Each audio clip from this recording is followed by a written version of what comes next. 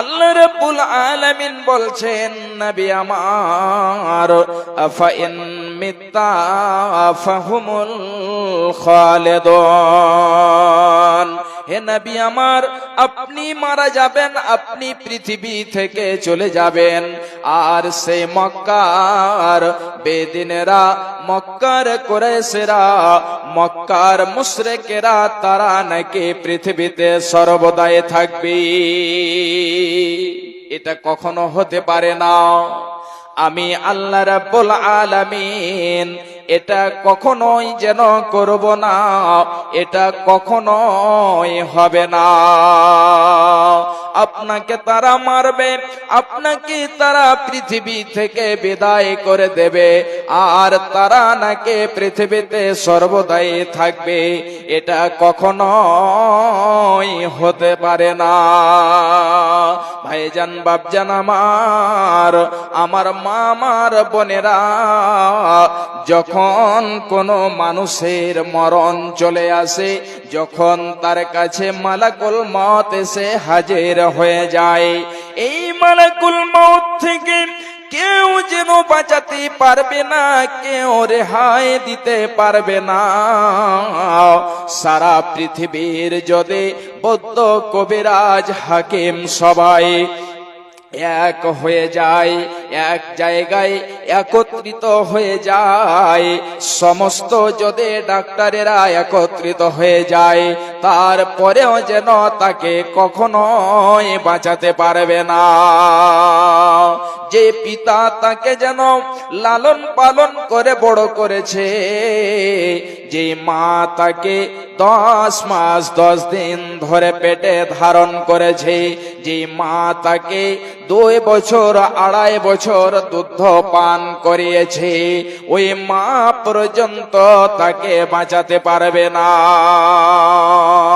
মায়ের সামন থেকে রূহ যেন বের হয়ে চলে যাচ্ছে, মা তার দিকে ফেল ফেল করে তাকিয়ে রয়েছে, ছেলেও মায়ের দিকে তাকিয়ে রয়েছে। এমন সময় যখন তার আদেশ হয়ে যায়, যখন তার সময় হয়ে যায়, এমন সময় যেন তার সামন থেকে রূহটাকে বের করে নিয়ে চলে যাওয়া হয়। মা তাকে বাঁচাতে পারবে না, মা তাকে কোনো মতেই যেন তার হাত থেকে ছুটকারা দিতে পারবে না। মাগো কেন যে বাঁধাছ, মাগো কেন যে বাঁধাছ, এই ডরে মায়াতি ভুলিয়া রে, তুই মা জননী হীরার খনির চেয়েও অমূল্য ধন জানি, তুই মা জননী হীরার খনির চেয়েও অমূল্য ধন জানি।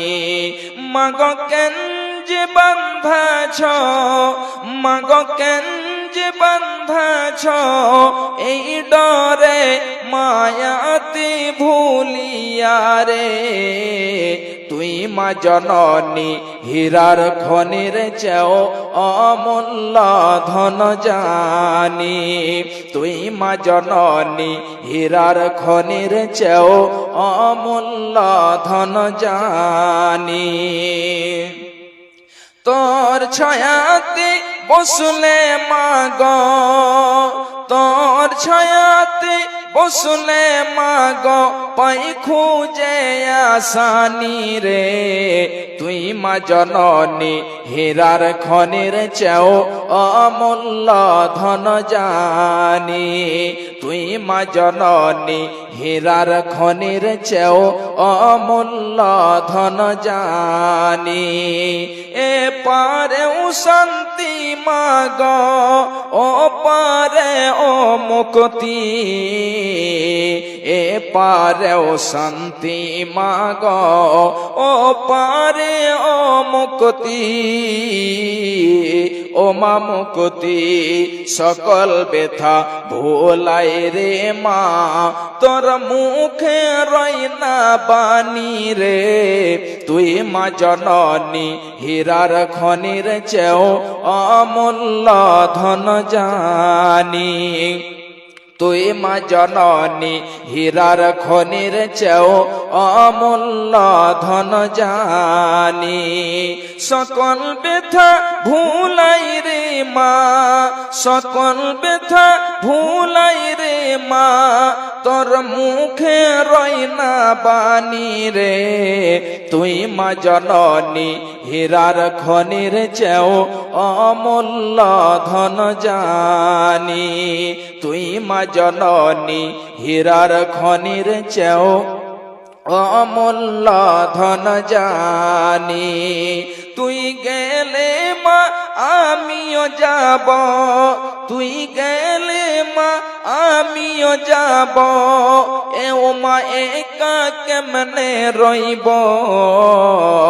তুই গেলে মা আমিও যাব, ও মা একা কেমনে রইব,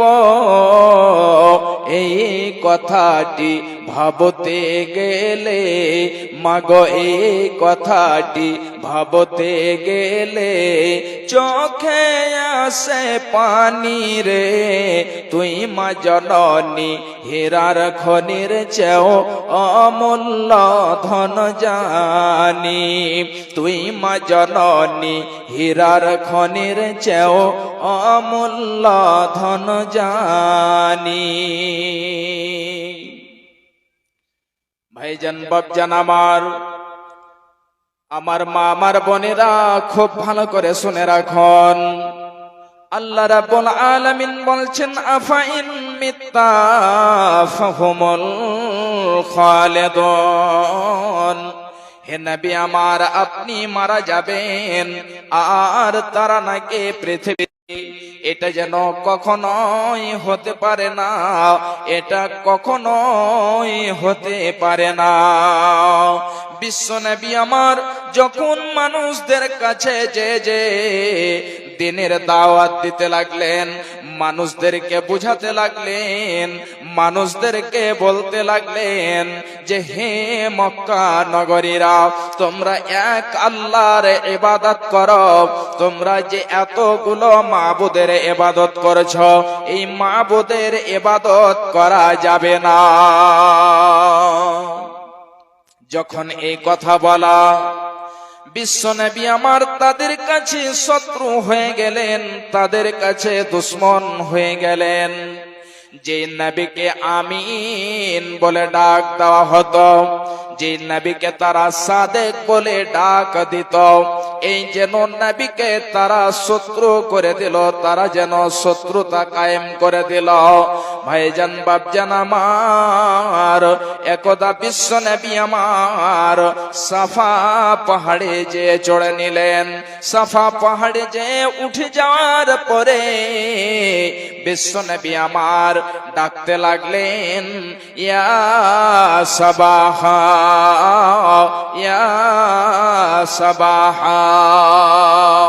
যখন নবীজি আমার এই কথা বলে ডাক দিলেন, তখন যেন মক্কা নগরীরা, যাদের কানে এই কথা যে পৌঁছেছে, যাদের কানে এই যেন শব্দগুলো যে পৌঁছেছে, তারা সবাই যেন ছুটে চলে এসেছে। এই জন্য এসেছে যে এটা হলো মুহাম্মাদের আওয়াজ, এটা হলো মুহাম্মাদের গলার কণ্ঠ। হায় রে মুহাম্মদ, মুহাম্মদ আজ পর্যন্ত এই মতো করে ডাকেনি, কিন্তু আজকে কি হয়েছে যে মুহাম্মদ আজকে ডেকে ফেলেছে। মুহাম্মদ কোন বিপদে পড়েছে, যে বিপদে পড়ে যে সে আমাদেরকে ডাক দিয়েছে। মক্কায় এটা যেন প্রথা ছিল, মক্কাতে এটা রওয়াজ ছিল, যখন কেউ বিপদে পড়ে যাবে, যখন কেউ মুসিবতে পড়ে যাবে, এমন সময়তে একটা উঁচু জায়গায় চড়ে নেবে, আর সেই উঁচু জায়গায় চড়ে নেওয়ার পরে উলঙ্গ হয়ে ডাক দেবে। যখন তারা যেন এই মতো করে ডাক দেবে, তখন তারা সবাই বুঝে নেবে যে এই ব্যক্তিটি বিপদে পড়ে গিয়েছে, মুসিবতে পড়ে গিয়েছে, এই ব্যক্তিকে উদ্ধার করতে হবে। ঠিক ওই মতোই বিশ্বনবী আমার যেন মক্কায় যেন একটি পাহাড় রয়েছে, যেই পাহাড়টির নাম হলো সাফা। ওই সাফা পাহাড়ে উঠে যাওয়ার পরে ইয়া সাবাহা বলে ডাক দিয়েছে, সবাই যেন ছুটে একত্রিত হয়েছে, মুহাম্মদ সাল্লাল্লাহু আলাইহি ওয়াসাল্লামের কাছে এসেছে। আসার পরে বলছে, হে মুহাম্মদ, বলো দেখি তোমারে কি হয়েছে, তুমি কোন মুসিবতে পড়েছ, তুমি আমাদেরকে বলো, আমরা তোমার যেন সেই মুসিবতকে